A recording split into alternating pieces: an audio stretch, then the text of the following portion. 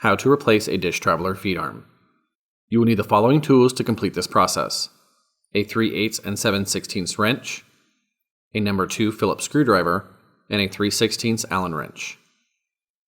If the antenna is not already raised up off the roof, press and hold power for 3 seconds to turn on the interface box. Allow the antenna to raise up so the feedarm is at least parallel to the roof.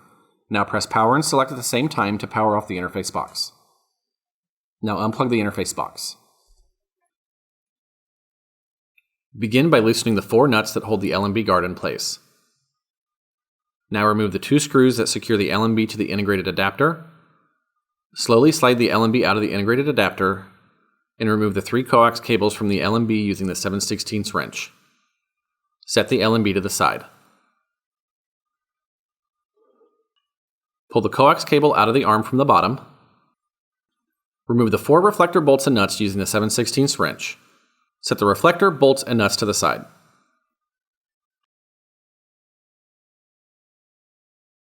Using the 3/16 Allen wrench, remove the 4 screws that secure the feedarm bracket in place.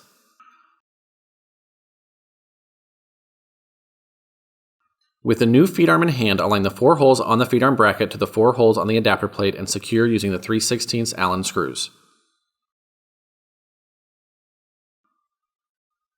Reattach the reflector using the nuts and bolts. Tighten nuts until finger tight, then use a 7/16 wrench to tighten an additional half turn. Feed the coax cable back up through the arm. If using a Dish Pro Plus LMB, reattach the 3 coax cables to the LMB in any order. If using a Dish Hybrid LMB, attach the red colored cable to the number 1 port on the LMB and the black colored cable to the number 2 port. Tighten all cables until finger tight, then use a 7/16 wrench to tighten for a quarter turn.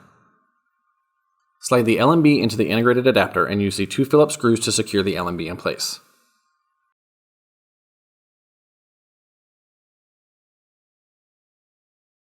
Tighten the 4 nuts using the 3/8 wrench to secure the LMB guard in place.